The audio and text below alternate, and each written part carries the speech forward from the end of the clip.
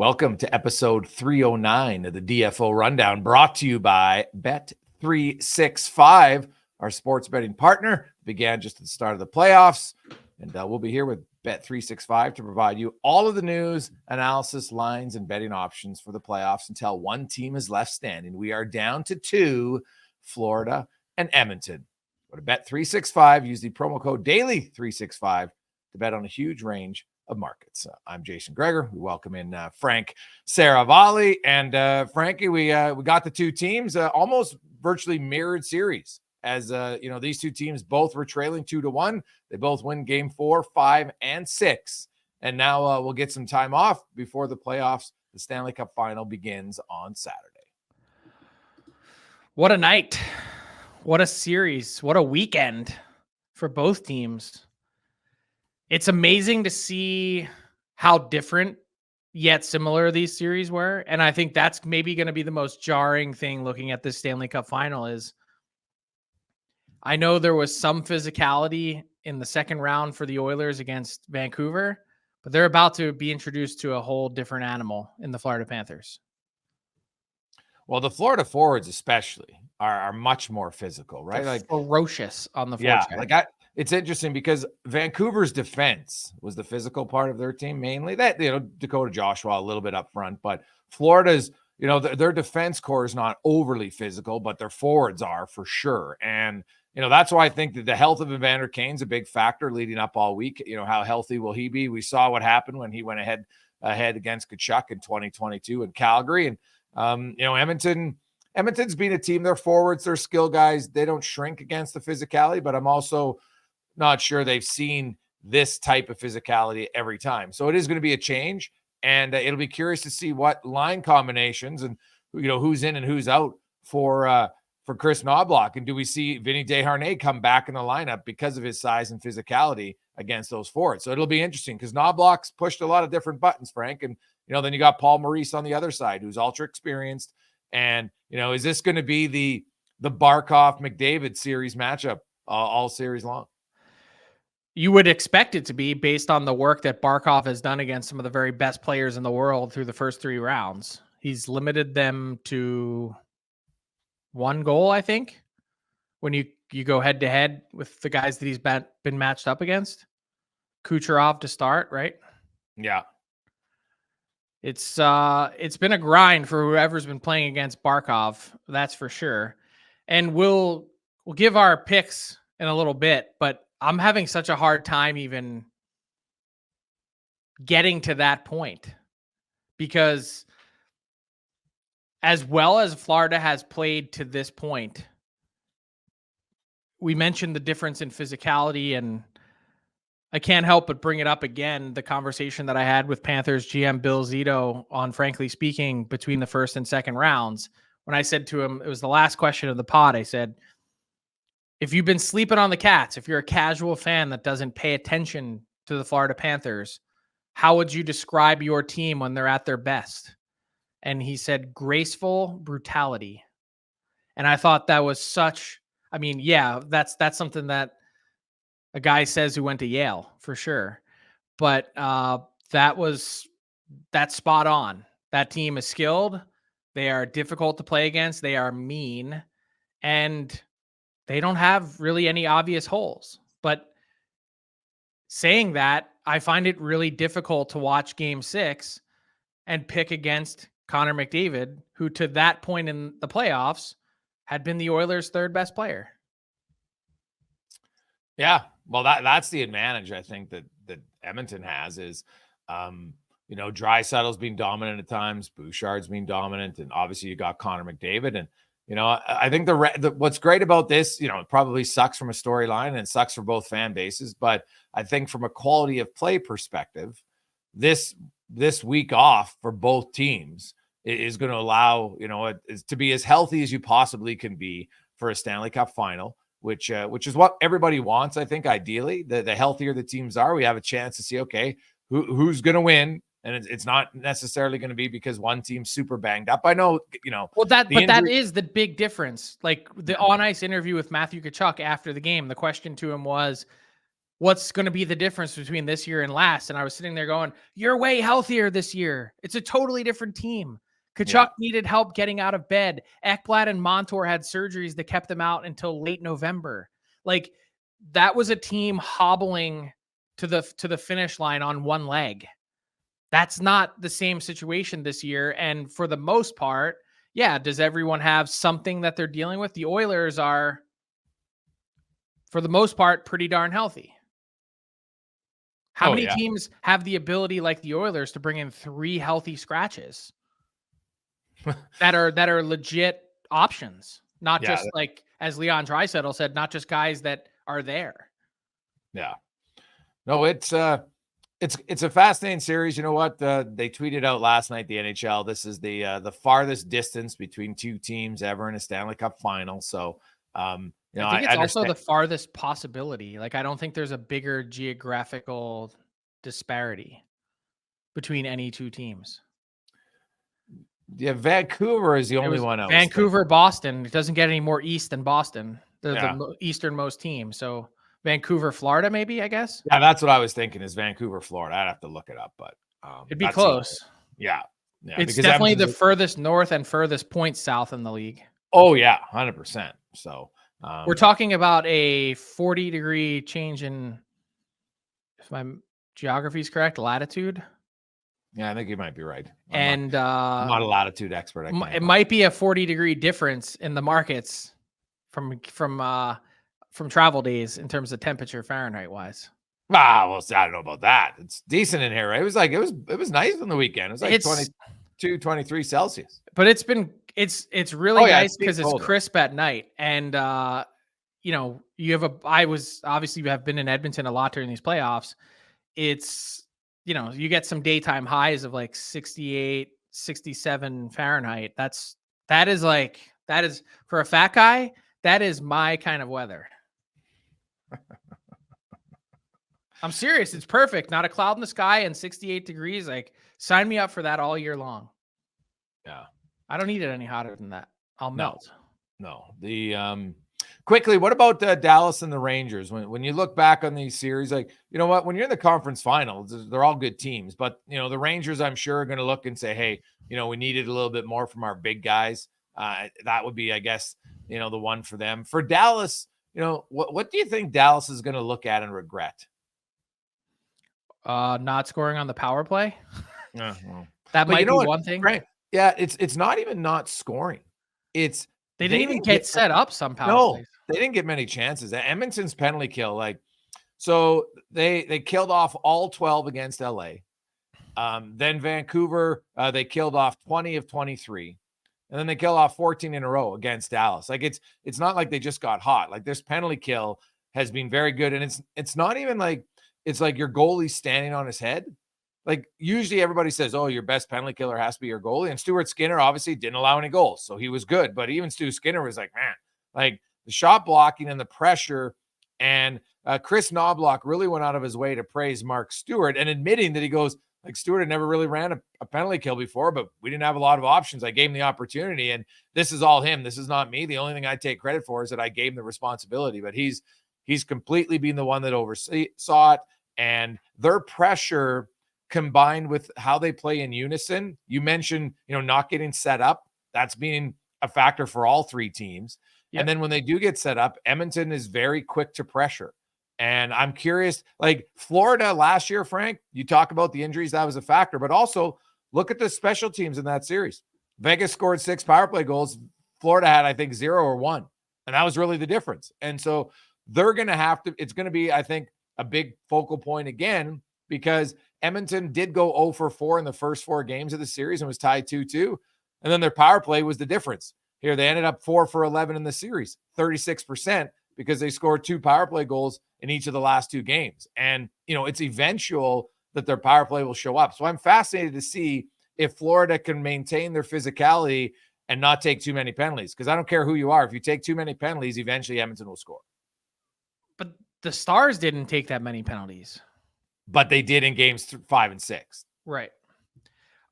I don't think anyone saw 28 consecutive kills coming for the Oilers, if we're being honest.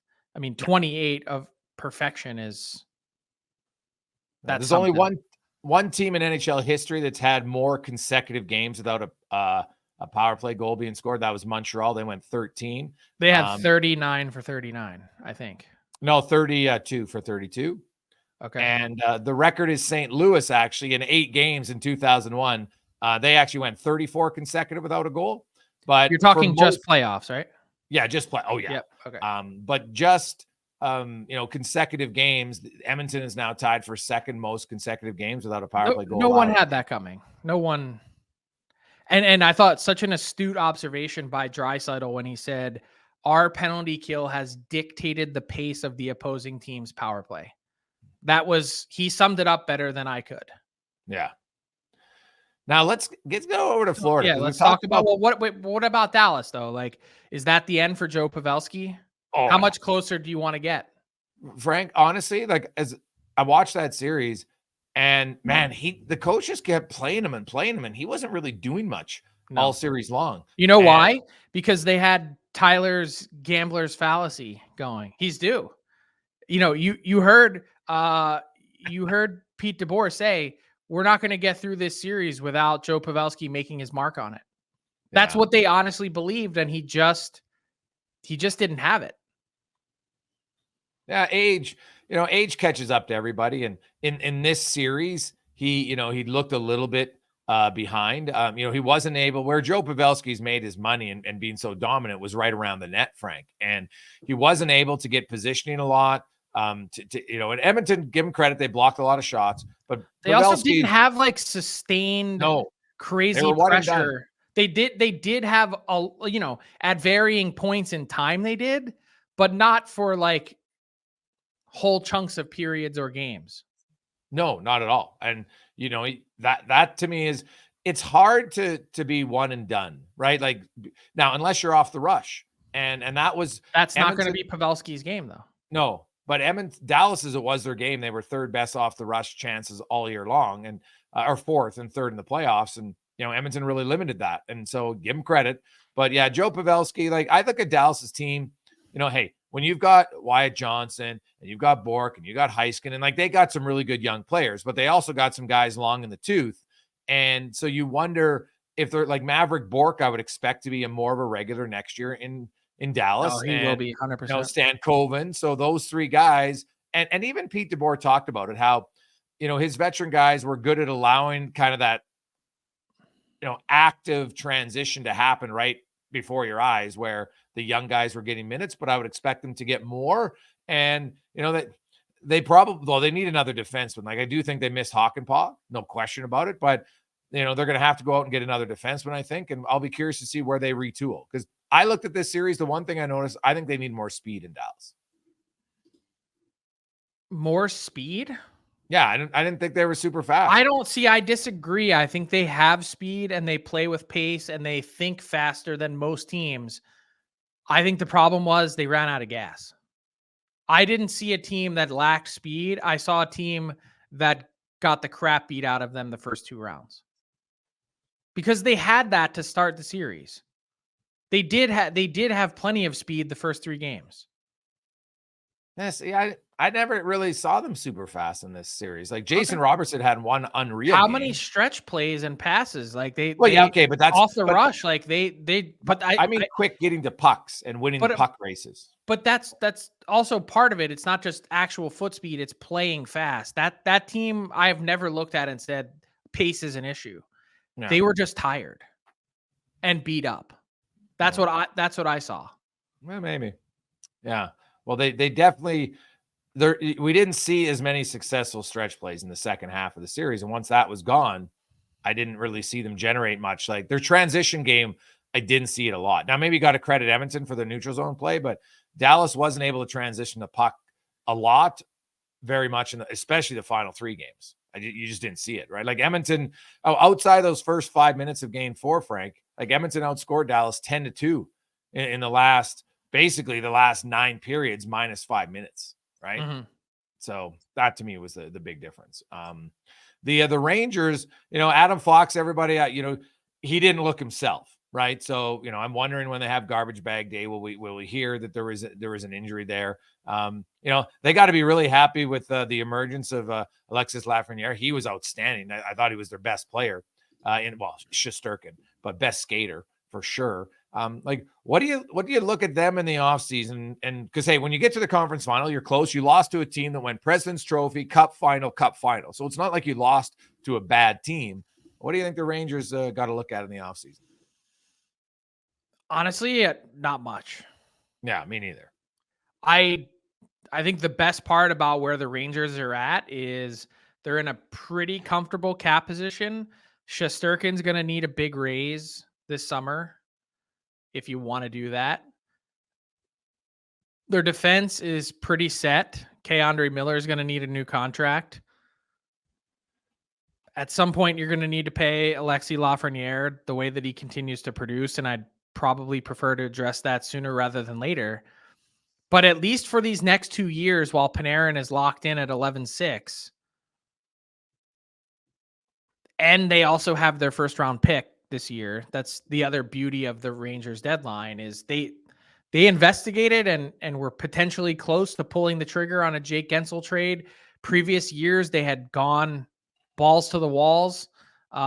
They went Vladimir Tarasenko. I mean, think about it. Tarasenko 1 year ago was with the Rangers in that spot. Now he's with Florida and playing for a cup again. Yeah. They're in a great spot. I don't see the Rangers going anywhere. I think they've got the best right side defense in hockey. Fox, Trouba, Schneider. Schneider also needs a deal. And they have $9 million in cap space, $11 million in cap space. They're in a great position. Right in the heart of a lot of these guys' primes. Shesterkin, Fox, Miller just turned 24. Lafreniere, they've got, Panarin, he's not at 11-6. He's only 32 years old. Oh, I really like where the Rangers are. I wouldn't be surprised if next year they punched through and got to the Cup Final and had a chance to play for the Cup. I would just try and keep this core together as long as I possibly can. Yeah, I don't see many major changes needed for the Rangers either. I think they, Alexis Lafreniere, if that guy continues to improve like he did, and improve just because he's young, like he'll turn 23, I think it is in October. Like he's still a really young player, and right there itself, like if his improvement, he emerges. Like I'm curious to see if they find him a spot on the power play on their first unit. That's that might be the biggest change in New York is, do they tweak it so he gets more power play time? You probably have a full-time roster spot for Matt Rempe next season. Will Cooley's only 22. Like Filipito's 24. Like they're not going anywhere anytime soon. No. But what about Dallas though? I mean, we did talk briefly about them, but like, is the Stars window opening or closing? I don't think it closes. Because of those, like you'd think Wyatt Johnson, like there's just like he's younger than Lafreniere and has already played this well, right? Maverick Bork, Stan Coven. Now they're all a little bit smaller. 24, right? Jake Ottinger's 25. Yeah, so no, I think they're right there to be a competitive team. I'd say it right now. I would expect Dallas to be a 100-point team again next year in the regular season, right? Like kind of like the Rangers. I wouldn't be surprised at all. So, they're going to have some really big questions to answer, though. Matt Duchene scored 25 goals and 65 points this year. Yeah. Joe Pavelski had 67 points this year and 27 goals. Are those guys back? And if not, how are you replacing 52 goals and 100 and some points, 120 points? Yeah, Jamie Benn, are you going to get another 20-plus goal season out of Jamie Benn? Yeah. I think that's far from a lock. No, I think there's a pretty good chance Duchene's back, right? You're going to have to give him a pretty big raise. Yeah, but Pavelski's the big one, Frank. And I kind of got the sense, now I was only in the room briefly last night in Dallas, but I kind of got the sense maybe that, like I won't be shocked if Joe Pavelski retires. Now, I won't be shocked either if he plays for another year, but I might lean more towards the retiring. Yeah, based on the reaction from guys, for sure. Yes. But then, okay, so you throw Maverick Borkin, guy who was the AHL MVP, probably could pencil him in for 20 of those goals and 50 some points. I don't think that's an outrageous ask. Yeah. But where's the rest of, if you're losing some of these guys, where's the rest of the scoring coming from? Well, Stan Coven, I think, will probably produce more, right? Like it won't be one guy. I think it could be a split. And I think Duchene, I think it's a fair question to ask, though. Like if Matt Duchene, because Pavelski was what, 3.5 mil, I think, this year. So what if you take 2 mil of that and it goes to Duchene on top of what he made, and now he's 5 mil? Is that doable? Yeah, it's doable. But does he want another 1-year deal? Yeah, like maybe it's a 2-year deal, right? Pavelski ended up at 5.5. Oh, because he had $1 million bonuses for 10 and 20 games played. Right. Yeah. And I don't look at the Stars. I haven't looked at their cap to see, is that bonus overages or does it fit under? Nope. They've got all bonus overages. Bonus over. Yeah. See, that's the other thing, Frank. I know we're going to get into later on Thursday, but I know there's lots Corey of Perry hit another 50 Gs last night for the Oilers getting to the Cup final. Yeah. You look at the bonus overages for some teams and just the lack of cap space. Like it's going to be, even though the cap went up again, Frank, a lot of that money is already paid for in extensions from some players. Like, yes, I'm going to be fascinated by the free agent market again. There's going to be some guys who get their money for sure, but then there's going to be some guys who are going to get squeezed and aren't going to get the payday that they think they're going to get. Mm-hmm. It's tight still. Yeah. Now, hey, let's go back to Florida because we talked about them briefly, and we expect them to be physical, but they got their top pairings, right? That play the most minutes. They got their two top their pairings, right? You got Ekblad and Forsling and Montour and Mikkola, right? And those guys are they're the 4 most minutes 5-on-5 of anybody in Florida. Last series, also in the playoffs, right? Then it's Carter Verhaeghe and Reinhart and Barkov. I was actually looking at Barkov in the playoffs. His goals for, goals against are 9-8, but Zibanejad had nothing in that series 5-on-5. I look at, and Barkov was only on for 1 goal, but he only allowed 1 goal in the series. So he, that's the matchup I would assume that we see to start, at least on home ice for Florida. It's really, to me, comes down to Tkachuk and Bennett and their physicality, and then I looked at Leon Draisaitl, and you mentioned Corey Perry, Frank, and I'm curious if Perry can play consecutive minutes on your second line. I saw last night, there was times where, just a little bit less to get to a puck.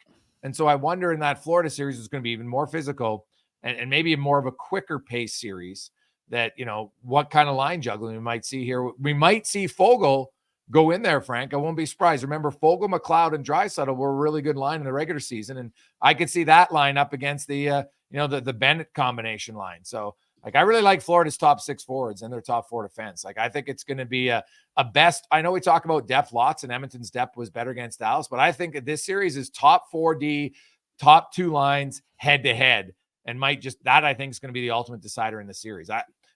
Doesn't mean a third line can't chip in, but I think we might see which top 6 ends up being better 5-on-5 than the other one. That's the difference for me. And it wasn't that way in the last series, at least for Edmonton. Their depth guys scored some key goals. They did. Well, Draisaitl said, when we're at our best, we're the best team. Our best is better than their best. But Tkachuk also said Barkov is the best player in the NHL. Yeah, okay. We all know that's a lie, with all due respect to Barkov. Yeah. Honestly. No. I like Barkov. Barkov. Who doesn't like Barkov? And the first person that says this series that Barkov's underrated gets a bullet. That's it. Yeah, he's not. Stop it. Don't say it again. He basically they've handed the torch from Bergeron to Barkov, and everyone's like, yeah, we expect it. Move on. Yeah, really good player. Outstanding player, and has been for a long time. If this was 2013 and you were like, oh, Barkov's underrated, I'd be like, okay. The one guy, if I wanted to say, there's 2 guys in Florida who might be underrated. Verhaeghe and Gustav Forsling. I think those guys. Now, I think they're But appreciated. how underrated are they? Like Verhaeghe, if you watch an ESPN broadcast, they've been drooling over him. It's like they talk about him more than anyone. Yeah. Honestly, there's no hiding. No. And I'm not criticizing anyone, but it was really odd to watch the coverage of the Panthers win on ESPN because, reminder, ESPN didn't come out west in the conference final, so they didn't see Edmonton up close at all. But the tone of their coverage was basically like, should we hand the cup to Florida now? And I was like, well, really? I didn't see that. More or less. Like they were like, it was like, who's going to win the cup? And almost everyone was like, oh yeah, Florida. And I just count out the Oilers at your own peril is how I would look at it. And you were on it from the beginning of the playoffs. You picked the Oilers to win the cup and I made fun of you, rightfully so. I said the homer pick and you don't make the homer pick. So totally fair. But they flipped the script in so many ways this playoff in terms of how they've played compared to years past. And they are also just way deeper. I thought about this a lot over the weekend, and you can tell me if I'm crazy, but you might just say that anyway. But I was talking to a couple different front office executives, like trying to pinpoint what the ideal roster looks like in the cap era. And what I came up with was, of all the teams that made it to the second round and beyond, the one common thread that ties all of them together is that they all have at least 3 good defensemen. Yeah. 3 is sort of the magic number, the minimum bar. Think about some of the other teams that have been bounced or didn't make the playoffs. They might have 1, maybe 2. And that's like, watch games 5 and 6 or 4, 5 and 6. Darnell Nurse played his best of the playoffs. The Oilers win all 3 games. All you're asking him to do is be the number 3 guy. That's the huge drastic. People say, oh, well, look at how much the more the buy-in is from McDavid or Draisaitl. I'm like, that didn't change over the last 2 to 5 years. Yeah. That's not what's different about the Oilers from then until now. What's different is 2 years ago against Colorado in the conference final, Darnell Nurse was their unquestioned number 1, and it was a big slide from Nurse to the next closest guy. Bouchard burst onto the scene, has now become a top 7 defenseman in the league, and away you go. Then Ekholm comes in, bumps Nurse off of top PK and top PP, and all of a sudden he's better, even though contract-wise he's not. He's better slotted in as the number 3 guy. But look at all the other teams that lost. Like Florida, they're asking Aaron Ekblad to do the same thing that the Oilers are asking Nurse. Just be the number 3 guy. Forsling, Montour, Ekblad, those are your 3. Even the Canucks, you could go Hughes, Hronek, Myers, or pick who your 3rd guy is. Zadorov, Hughes, Hronek, Zadorov. That am I crazy? Because this one front office executive was saying to me, Frank, you're missing the point. It's elite level forwards that's taking these teams. Look at the Panthers forward group. Look at the Stars. Look at the Oilers. And I'm like, no. Then why are the Leafs losing? Well, their elite guys don't produce that as much in the playoffs, though. But that's part of it. But it's also because their defense stinks. No, the funny part was their defense was good this year in the playoffs. They couldn't score. I think it's a little bit of both, to be honest. And like the one difference between the Oilers' skill you mentioned, they're more aware defensively now. When it was 3, there's a play in Dallas, Frank. I don't know if you saw it in Game 5. They're up 3-0. Corey Perry and Ryan McLeod have a 2-on-1. Leon Draisaitl, who easily could have gotten the play, was like, geez, this is close. We're up 3-0. He cut, and then McLeod made a pass. And everyone's like, oh, that looks like a terrible pass, or Perry who did it. But Draisaitl decided then, I'm not going to risk getting there. And if all of a sudden we give up an odd man rush the other way and it's 3-1. And I honestly believe a year or 2 ago, they would have pushed for that goal. I don't think they're any different. Right? I don't think they're any different. Oh, Well, no, their competitiveness isn't. You're right. And their dominance offensively isn't much different. Like, actually, it's lower than it was in 2022 when they were 2 points a game, for goodness sakes. But I agree with you. I think you probably need a combination of both. I don't think there's one thing. I'm saying it's the minimum bar. It's a prerequisite. Okay. You cannot win without it. You have to have at least 3. Well, if you look at St. Louis's blue line, you look at Tampa Bay's blue line, you look at Colorado's blue line when they won. You know what? Vegas's blue line when they won. I think that's a fair point. If you look at it, and not just 3 good ones. I think you need a few big ones too. But yeah, I would agree. The size component, that's the next factor on the list. But the point being, you need at least 3 guys. And all the teams that lost in the first round, there's a couple exceptions here. So the exceptions to the rule that lost or didn't make the playoffs are, in my opinion, Vegas, Tampa, and off the top of my head, Buffalo.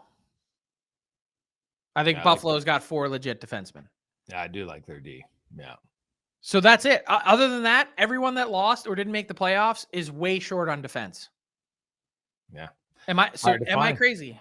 No. That's why on Thursday when we talk UFA defensemen, they should. We'll see how they go. Let's bring in Tyler Yaremchuk to the pod. Ty, how you doing? I am good, gentlemen, and I'm ready to go with a new edition of Buy or Sell. It is brought to you by Wendy's. Wendy's only ever uses fresh Canadian beef that's never seen the inside of a freezer. In all their burgers, whether it's a Baconator, Dave's Single, or even a JBC, you'll only ever find real fresh beef that's real juicy and loaded with fresh toppings. Download the Wendy's app today to check out the latest deals. Quick edition of Buy or Sell for you guys here to kick off our June run of podcasts. I'll start with this one. Conference final trophies, not touching them. Do you buy or sell on that tradition, Greggs? I think it's the most ridiculous thing to discuss. Like the Pittsburgh Penguins didn't touch it in 08, and then they touched it in 9, 16, and 17. They won. Ovechkin touched it with Washington. Like both teams didn't touch it this year. So should no one win? Like it means nothing. It means nothing. God, McDavid acknowledged that it means nothing. He said, he was like, they didn't touch it. We didn't touch it. Somebody's going to win. Yeah. But why didn't they touch it?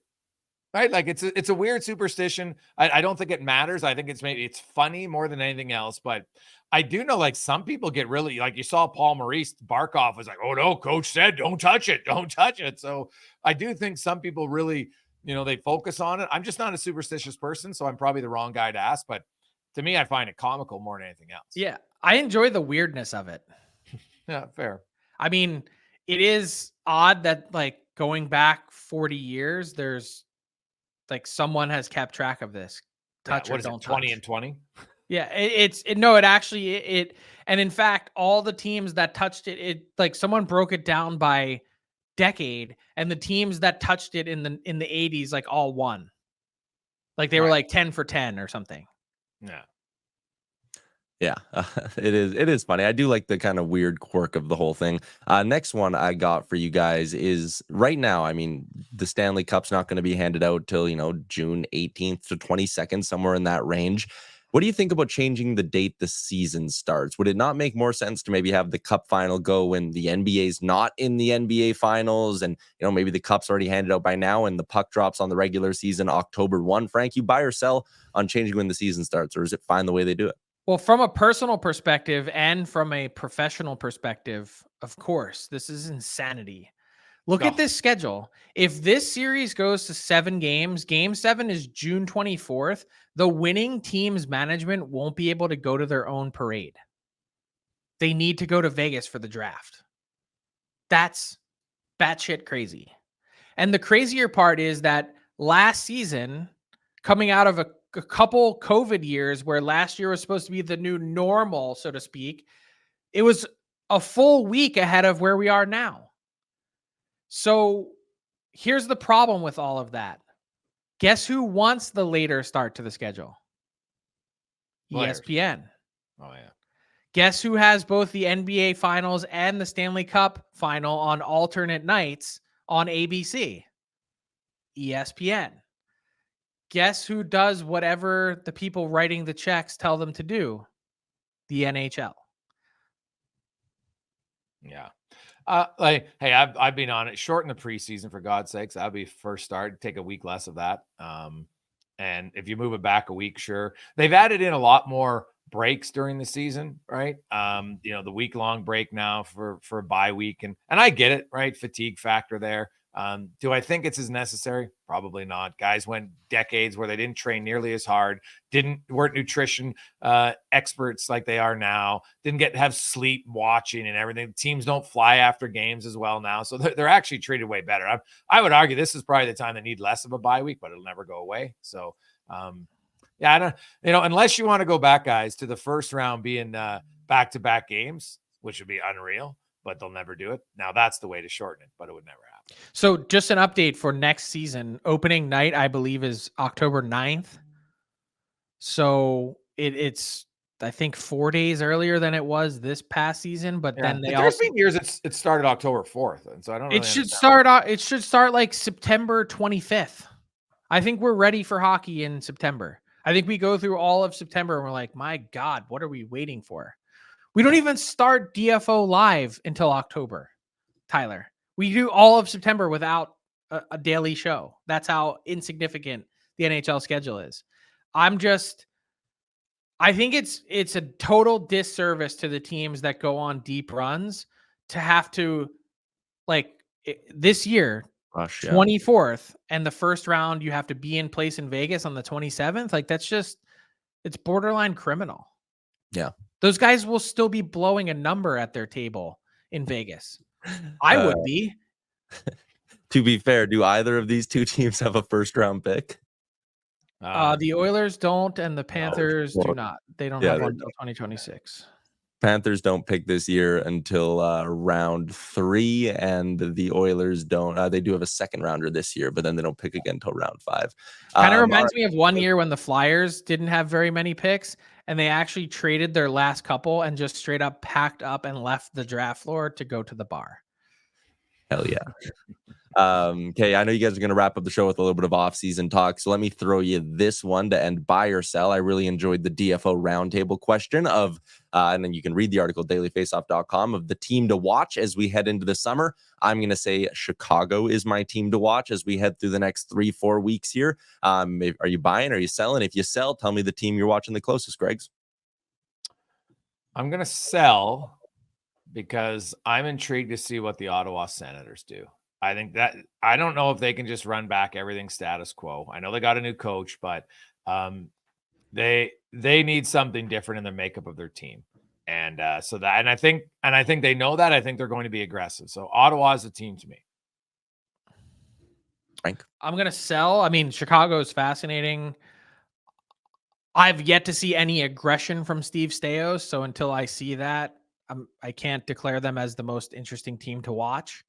I'm going to go with Carolina. They have, not only do they have a new interim GM right now in Eric Tulsky, and by the way, I wouldn't be shocked to see Marty Necas dealt before game 1 of the Cup Final on Saturday. They have a new GM, and they're also arriving at this inflection point with their roster. Shea, Pesce, unrestricted free agents, Teravainen, Necas needs a new deal. Seth Jarvis needs they've got a ton of ongoing business, plus remaking their team, plus a new GM, plus second most wins in the league in the last 6 years. Like, this is a really good team that has hit a crossroads that I think they're the most interesting team to watch this summer. Yeah. All right. There's a few teams, man. Like, honestly, what are the Maple Leafs going to do? Right? Like that's a big off season for them for sure. That's just the Captain Obvious answer. No, but here's the thing, Frank. I think might be if they make the move, I think it might be one of the harder trades to make, right? Like, it's hard to trade a big guy with, almost $11 million cap hit. If you're scared, get a dog. That's what I would say. Well, it's like, not honestly, that's such an insane way to look at it. Everyone keeps saying, "Oh my God, it's so tough. It's so scary. What are we going to do?" Like, honestly, think about it. Think about the opportunity you have. Yeah. You have $11 million in cap scared. space, and you can get good players back. Like, this is an amazing opportunity if you're Brad Treliving. Don't sit in the corner and suck your thumb and be scared. Yeah. And the other team, because they were the busiest all season, Frank, don't sleep on the Canucks. Yeah, well, that's in their nature. See, that's what I'm saying. That's why I have a hard time picking Ottawa's. I just don't. They've yet to do one thing. It took them forever to hire a coach. They had Jacques Martin finish out the year from November on. They've made no trades. Until I see it, I'm not believing it. And I know they're saying that they're going to have a more aggressive posture. I need to see it first. Fair enough. There you go. That is a wrap on this week's edition of Buy or Sell, brought to you by Wendy's. Well, the other storyline, Frank, is of course, what's happening with Stamkos in Tampa Bay. I get they want to sign him, but how do they fit it all in? I don't understand it. Like, he's got McDonough back. Julian Brisebois is a master at that. It's like fitting 10 pounds of shit in a 5-pound bag every year. Yeah. Wow. I mean, that's what he does. But that's an easy solution to me, easy-ish. You have to move one of the other guys you have. Yeah. You gotta find someone to take Connor Sherry. You've got to, it's probably not going to be Tanner Jeannot based on what they gave up to get him, but there's got to be some other guy you can move. Yeah. Like, there's lots of other teams, like the Nashville Predators intrigue me on what they could do or will do. I think Barry Trotz wants to make some moves, so they need another skilled forward. There's no question. So, UC Saros. You think would they move him? Doug Armstrong's going to sit there after 2 straight years missing the playoffs and be like, yeah, whatever? Yeah. Oh, yeah. I'm looking forward to the Cup because I think it's going to be a great This is one Cup. of the best trade targets. So I do these every year between top 75 free agents and trade targets. This is one of the best combined lists that we've had ever.